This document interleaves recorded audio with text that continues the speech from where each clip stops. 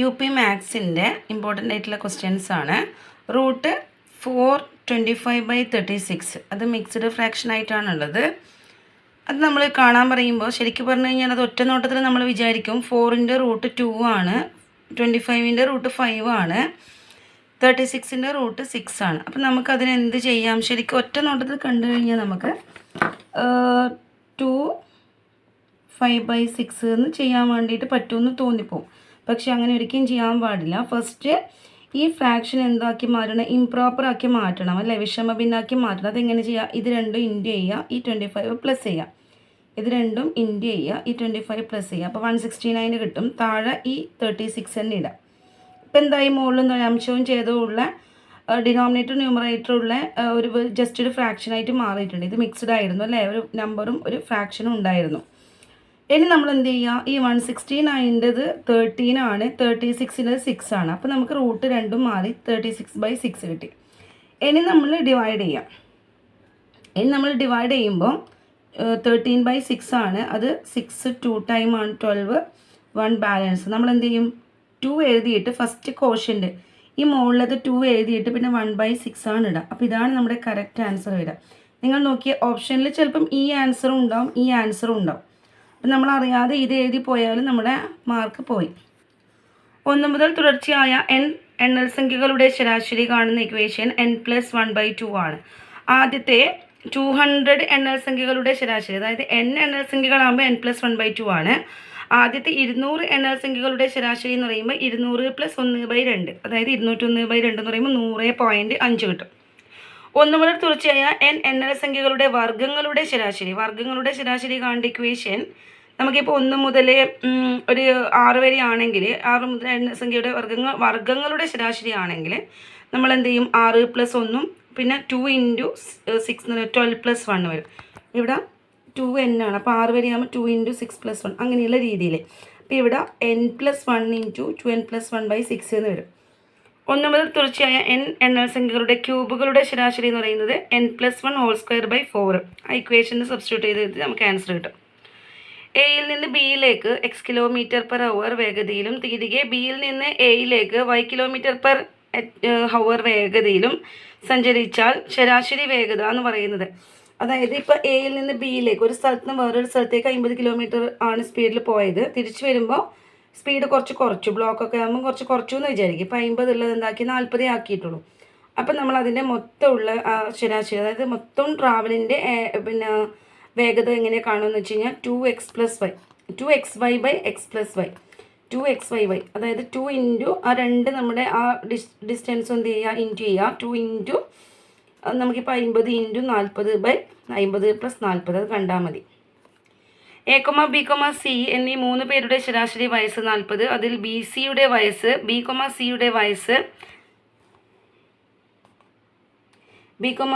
ശരാശരി വയസ്സ് 45ഉം B യുടെ വയസ്സ് 40ഉം ആയാൽ A യുടെയും C യുടെയും വയസ്സ് എത്ര? വയസ്സിൻ്റെ തുക എത്ര? നമ്മളോട് ചോദിക്കുന്ന ക്വസ്റ്റ്യൻ നോക്കണം. ABC യുടെ ആവറേജ് എന്ന് പറയുമ്പം A + B + C/3 ആണ് 40. പിന്നെ B, C യുടെ ശരാശരി എന്ന് പറയുമ്പോൾ B + C/2 രണ്ടെണ്ണേ ഉള്ളൂ. B + C/2 ആണ് 45. പിന്നെ നമുക്ക് B തന്നിട്ടുണ്ട്. അപ്പം നമ്മൾ ആദ്യം ഈ ബീൻ്റെ വയസ്സ് വെച്ച് നമ്മൾ എങ്ങനെയാണ് ആദ്യം ഫസ്റ്റ് മുതലല്ല തുടങ്ങുക. ഫസ്റ്റ് നമുക്ക് A + B + C/3 ആണ് 40 എന്ന് പറയുന്നത്. നമ്മൾ ആദ്യം ഏറ്റവും ലാസ്റ്റ് നിന്നാണ് സ്റ്റാർട്ട് ചെയ്യുക.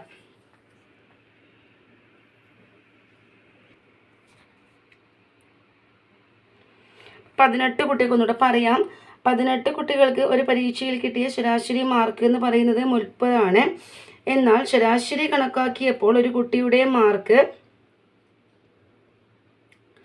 43 എന്നതിന് പകരം 34 എന്നാണ് എടുത്തത്. തെറ്റ് തിരുത്തിയാൽ ലഭിക്കുന്ന ശരാശരി മാർക്ക് എത്ര? നമുക്കറിയാം ശരാശരി എന്ന് പറയുന്നത് തുക/എണ്ണാണ്. തുക/എണ്ണം എന്ന് പറയുമ്പോൾ നമുക്ക് തുക/എണ്ണം 18 കുട്ടികളുടെ മാർക്ക് എന്ന് പറയുന്നതാണ്. Average mark 30. അപ്പോൾ തുക കാണുമ്പോൾ നമ്മൾ ഇത് രണ്ടും കൂടി ഇൻറ്റു ചെയ്താൽ മതി. 18 × 30 540 കിട്ടും. പിന്നെ നമുക്കറിയാം ഇവിടെ 43ന് പകരമാണ് 34 എന്ന് എഴുതിയത്. അപ്പോൾ അത് തമ്മിലുള്ള വ്യത്യാസം 9 ആണ്. 43 എന്നുള്ളിടക്ക് 34 എഴുതി കഴിഞ്ഞാൽ 9 കുറവാണല്ലോ ഈ തുകയിൽ ഉണ്ടാവുക. അപ്പം നമ്മളതിൻ്റെ ടോട്ടൽ കാണാൻ 540 9 കൂടെ കൂട്ടണം. കാരണം 34 എഴുതിയിട്ടാണ് 540 കിട്ടിയത്. അപ്പം 43 ആകുമ്പോൾ 9 കൂടെ കൂട്ടിയത് 549 വരണം. പിന്നെ നമ്മുടെ ഈ 18 കുട്ടികൾ മാറുന്നില്ല, ആ കുട്ടികൾ അങ്ങനെ തന്നെയാണ് ഉള്ളത്. അപ്പോൾ നമ്മൾ ആ കിട്ടിയ 549നെ 18 കൊണ്ട് ഡിവൈഡ് ചെയ്യാം. 18 കൊണ്ട് ഡിവൈഡ് ചെയ്യുമ്പോൾ 30.5 കിട്ടും. അടുത്തത് 10 കുട്ടികളുടെ ശരാശരി വയസ്സ് 12. 5 കുട്ടികൾ കൂടി ഇവരുടെ കൂടെ ചേർന്നാൽ ശരാശരി വയസ്സ് 1 കൂടും. എങ്കിൽ കൂടെ ചേർന്ന 5 പേരുടെ മാത്രം ശരാശരി എത്ര? അപ്പോൾ 10 കുട്ടികളുടെ ആകെ വയസ്സ് എന്ന് പറയുമ്പോൾ നമുക്കറിയാം ഇവിടെ 10 കുട്ടികളുടെ ശരാശരി 12 അപ്പോൾ അവരുടെ ആകെ വയസ്സ് എന്ന് പറയുമ്പോൾ 10 × 12 120 ആയിരിക്കും. ഇനി 5 കുട്ടികളുടെ ആകെ വയസ്സ് എന്ന് പറയുമ്പോൾ നമ്മൾ എന്ത് ചെയ്യുക, എക്സ് ആയിട്ട് എടുക്കുമ്പോൾ അത് 5x ആണ് വരിക. എണ്ണം കൊണ്ട് ഇൻറ്റു ചെയ്യുമ്പോൾ 5x എന്ന് പറയുമ്പോൾ അപ്പോൾ എക്സ് കുട്ടികളുണ്ടെങ്കിൽ നമ്മുടെ ആ ആവറേജ് കൊണ്ട് ഇൻറ്റു ചെയ്താൽ ആകെ വയസ്സ് കിട്ടും 5x എന്ന്. അപ്പം നമുക്കറിയാം ഈ 120ഉം ഈ 5x കൂടെ കൂട്ടിക്കഴിഞ്ഞിട്ട് ഏതിനെ കൊണ്ട് ഡിവൈഡ് ചെയ്താലാണ് നമ്മുടെ ആവറേജ് കിട്ടുക. പുതിയ ആവറേജ് 1 കൂടുതലാണെന്ന് പറഞ്ഞിട്ടില്ലേ, ശരാശരി 1 കൂടുന്നു. അപ്പം ഈ 120ഉം 5xഉം ഈ 15 ആവും. അപ്പോൾ കുട്ടികളുടെ 10 കുട്ടികളോട് 5 കുട്ടികളോട് ചേർന്നുകൊണ്ട് എണ്ണത്തിൻ്റെ സ്ഥാനത്ത് അത് 15 ആവും. അപ്പോൾ 120 + 5x/15 = 13 കിട്ടും. പിന്നെ 120 + 5x എന്ന് പറയുമ്പം ഇത് ഇങ്ങോട്ടേക്ക് ഇൻറ്റു ചെയ്യുക. അപ്പോൾ 195 വരിക. 5x = എന്ത് വരും, 195 അവിടെയുണ്ട്. 120 അങ്ങോട്ടേക്ക് പോകുമ്പം മൈനസ് വരും. അങ്ങനെ 5x = 75, x = 75/5 എന്ന് പറയുമ്പോൾ 15 കിട്ടും. എ ഡിവിഷനിൽ 30 പേരുണ്ട്, അവരുടെ ശരാശരി മാർക്ക് 60. ബി ഡിവിഷനിലൂടെ 45 പേരുടെ ശരാശരി മാർക്ക് 90. 2 ക്ലാസ്സും കൂടി ഒരുമിച്ചാക്കിയാൽ പുതിയ ശരാശരി എത്ര? എ ക്ലാസ്സിലെ 30 പേരുള്ള അവരുടെ ശരാശരി 60. ബി ഡിവിഷനിൽ 45 പേരുണ്ട്, അവരുടെ ശരാശരി 90. അപ്പോൾ നമുക്ക് നോക്കാം, എ ഡിവിഷനിൽ ആകെ മാർക്ക് എന്ന് പറയുന്നത് 30 × അവർ അതാണ്. ആകെ എന്ന് പറയുമ്പോൾ നമ്മൾ ശരാശരീനെ എണ്ണം കൊണ്ട് ഇൻറ്റു ചെയ്താൽ മതി. അപ്പോൾ 30 × 60 1800. ബി ഡിവിഷനിൽ ആകെ മാർക്ക് എന്ന് പറയുമ്പോൾ 45 × 90 4050 കിട്ടും. ഇനി നമ്മൾ ആകെ മാർക്ക് എന്ന് പറയുമ്പോൾ നമ്മളത് രണ്ടും കൂടെ ആഡ് ചെയ്യുക. 1800ഉം 4050ഉം കൂടെ പ്ലസ് ചെയ്യുക. അത് രണ്ടും കൂടി പ്ലസ് ചെയ്താൽ 5850 കിട്ടും. ആകെ കുട്ടികൾ എന്ന് പറയുന്നത് 75. അപ്പോൾ ശരാശരി എന്ന് പറയുമ്പോൾ നമ്മൾ ആകെ മാർക്കിന്, അതായത് 2 ക്ലാസ്സിലെയും കൂടെ കൂട്ടിക്കിട്ടിയ മാർക്കാണിത്. അപ്പോൾ 2 ക്ലാസ്സിലും കൂടെ കൂട്ടിക്കിട്ടിയ മാർക്കിനെ 2 ക്ലാസ്സിലെയും കുട്ടികളുടെ എണ്ണം കൊണ്ട് ഡിവൈഡ് ചെയ്യുക. അപ്പോൾ നമുക്ക് 78 ആൻസർ കിട്ടുക. നെക്സ്റ്റ് പാറ്റേൺ കാണാൻ വേണ്ടിയിട്ടാണ് 4, 5, 9, 14, 13. അടുത്ത നമ്പർ എന്താണ്? അപ്പോൾ ഈ പാറ്റേൺ എന്ന് പറയുമ്പോൾ നിങ്ങൾ ഓരോ വ്യക്തി ഇപ്പോൾ 4നോട് 1 കൂട്ടി 5 കിട്ടി, 5നോട് 4 കൂട്ടി 9, 9നോട് 5 കൂട്ടി, 14നോട് 9 കൂട്ടി. ഇതൊക്കെ ആകുമ്പോൾ ഒരു ഓർഡർ ഇല്ലാത്ത പോലെയുണ്ട്. പക്ഷെ നല്ലോണം നോക്കി നമുക്ക് അതിനകത്ത് വേറെ എന്തെങ്കിലും ക്ലൂ ഇരിക്കുന്നതായിട്ട് കാണാൻ പറ്റും. ഇവിടെ നിങ്ങൾ നോക്കി നിങ്ങൾക്ക് മനസ്സിലാവും. 4, 5, 9 ആണ്. 5, 9, 14 ആണ്. 9, 14, 23 ആണ്. അപ്പോൾ പിന്നെ അടുത്ത നമ്പർ 14, 23, 37 ആയിരിക്കും.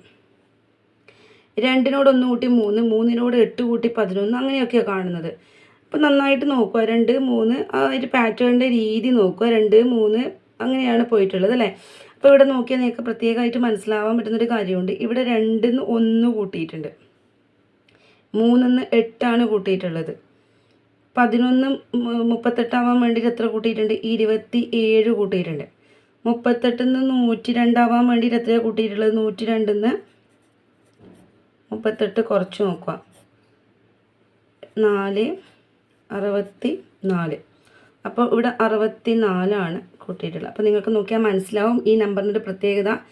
1 എന്ന് പറയുന്നത് എന്താണ്? 1 ക്യൂബാണ്. ക്യൂബ് എടുക്കുക, കാരണം 8 എന്ന് പറയുന്നത് 2 ക്യൂബാണ്. പിന്നെ നമ്മളിവിടെ 27 കൂട്ടി എന്ന് പറയുന്നത് 3 ക്യൂബാണ് കൂട്ടിയിട്ടുള്ളത്. 64 കൂട്ടി എന്ന് പറയുന്നത് 4 ക്യൂബാണ് കൂട്ടിയിട്ടുള്ളത്. അപ്പോൾ പിന്നെ ഇവിടെ 5 ക്യൂബാണ് കൂട്ടണം. 5 ക്യൂബ് എന്ന് പറയുമ്പോൾ 125. 125 102 കൂട്ടിക്കഴിഞ്ഞാൽ 227. 227 ആയിരിക്കും നമ്മുടെ ആൻസർ. അടുത്തത് 7, 10, 8, 11, 9, 2 ഇങ്ങനെയാണുള്ളത്. നല്ലോണം നോക്കിക്കഴിഞ്ഞാൽ നിങ്ങൾക്ക് മനസ്സിലാവും. 7നോട് 3 കൂട്ടിയപ്പോൾ 10 കിട്ടി. പിന്നെ 10ൽ നിന്ന് 2 കുറച്ചു അല്ലേ, 8 കിട്ടി. പിന്നെ 8നോട് 3 കൂട്ടി, 11ൽ നിന്ന് 2 കുറച്ചു. അപ്പോൾ 3 കൂട്ടുക 2 കുറക്കുക, 3 കൂട്ടുക 2 കുറക്കുക. ഇവിടെ 3 കൂട്ടി, അപ്പോൾ ഇവിടെ 2 കുറക്കുകയാണ് വേണ്ടത്. അപ്പോൾ നമ്മുടെ ആൻസർ എന്തായിരിക്കും? 10 ആയിരിക്കും. അടുത്തത് 0, 3, 8, 15, 24 എക്സെട്ര 48. നന്നായിട്ട് നോക്കിക്കഴിഞ്ഞാൽ മനസ്സിലായി. ഇത് വളരെ ഈസിയുള്ളൊരു ഇതാണ്. നോക്കി, ആദ്യം 0 ആണ്. ആദ്യം 0. ഇവിടെ ഇത്ര വ്യത്യാസമുള്ളത് ഇവിടെ 3 ആണ്. ഇവിടെ 3ന്ന് ഇവിടെ 5 വ്യത്യാസം എന്ന് മനസ്സിലായി അല്ലേ.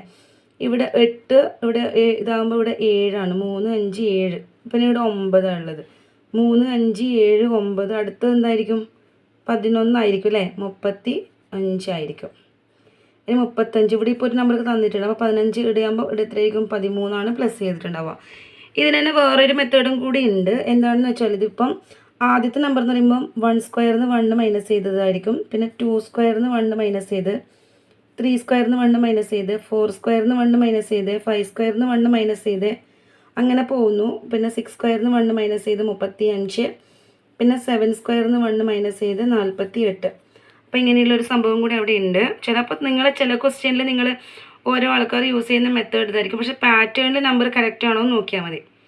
അടുത്തത് 2, 7, 3, 26, 4 ഒരു വല്ലാത്തൊരു പാറ്റേൺ ആണത്.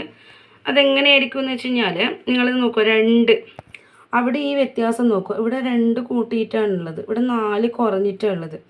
ഇവിടെ 3 ഇങ്ങോട്ടേക്ക് പോകുന്ന സമയത്ത് എത്ര കൂട്ടിയിട്ടുണ്ട്? 3, 23 വ്യത്യാസം വന്നിട്ടുണ്ട്. പിന്നെ ഇത് ഇങ്ങോട്ടേക്ക് പോകുമ്പോൾ ഇതിനകത്ത് 22 കുറഞ്ഞിട്ടുണ്ട്. അപ്പോൾ ഒരു വല്ലാത്ത രീതിയിലാണ് ഇതിൻ്റെ മാറ്റങ്ങളുള്ളത്. അപ്പോൾ നിങ്ങൾ നോക്കുക, ഇത് കൂട്ടിയും കുറച്ചിട്ടും പോകുന്നത് പോലെ തോന്നുന്നുണ്ടോ? അപ്പോൾ എന്താണ് ഇവിടെ നടക്കുന്നതെന്ന് നോക്കാൻ വേണ്ടി നിങ്ങൾക്ക് എന്ത് ചെയ്താൽ മതി? ഇവിടെ 2 ഉണ്ട്, ഇവിടെ 7. തമ്മിൽ എന്തെങ്കിലും ഒരു ബന്ധമുണ്ടോ നോക്കാം. നമ്മൾ ഇതെല്ലാം ഒരു പാറ്റേണിൻ്റെ നമ്പർ ഇപ്പം നമുക്ക് ഇവിടെ ഇപ്പം നമുക്ക് 3, 5, 7, 9 എന്ന് പറഞ്ഞിട്ടുള്ള ഒരു പാറ്റേൺ കാണാൻ പറ്റുന്നുണ്ടായിരുന്നു. നേരത്തെ ക്വസ്റ്റ്യനിൽ 3, 5, 7, 9 ഇങ്ങനെ ഒരു പാറ്റേൺ കാണുന്നുണ്ട്. പക്ഷേ ഇവിടെ എന്തില്ല അങ്ങനെ ഒരു പാറ്റേൺ ഒന്നും കാണുന്നില്ല. എല്ലാം മാറ്റമാണ് നമ്പർ അല്ലേ? 5-ന്ന് 4ലേക്ക്, 23-ന്ന് 22ലേക്ക്. അതും തമ്മിലൊരു ബന്ധമുണ്ട്, ഒന്ന് കുറഞ്ഞിട്ടൊക്കെ കാണുന്നുണ്ട്. എന്നാലും നിങ്ങൾ നോക്കിയാൽ നിങ്ങൾക്ക് നന്നായിട്ട് മനസ്സിലാകും. ഇവിടെ 2ൻ്റെ ക്യൂബ് എന്ന് പറയുന്നത് 8 ആണ്. അതിൻ്റെ അകത്ത് 1 കുറഞ്ഞതാണ് ഈ 7. അടുത്തത് 3ൻ്റെ ക്യൂബ് എന്ന് പറയുമ്പോൾ 27 ആണ്. 27-ന്ന് 1 കുറഞ്ഞതാണ് ഏത്? 26. അപ്പോൾ അടുത്തത് 4ൻ്റെ ക്യൂബ് എന്ന് പറയുമ്പോൾ 4 × 4 × 4 16, 4 64. 64-ന്ന് 1 കുറഞ്ഞ് 63 ആയിരിക്കും നമ്മുടെ നമ്പർ. അപ്പോൾ ഇങ്ങനെ പാറ്റേൺസൊക്കെ കണ്ടു കഴിഞ്ഞാൽ നിങ്ങൾ എന്ത് ചെയ്യുക? അതിലേതാണ് ശരിയായിട്ടുണ്ടാവുക? അത് തന്നിരിക്കുന്ന പാറ്റേണിൻ്റെ പ്രത്യേകത കണ്ടെത്തുക. അതൊക്കെ ഫാസ്റ്റ് ആയിരിക്കണം. അതിന് നിങ്ങൾ കുറേ ഇതേപോലെയുള്ള ക്വസ്റ്റ്യൻസ് ചെയ്ത് നന്നായിട്ട് പഠിക്കുക. Okay, by.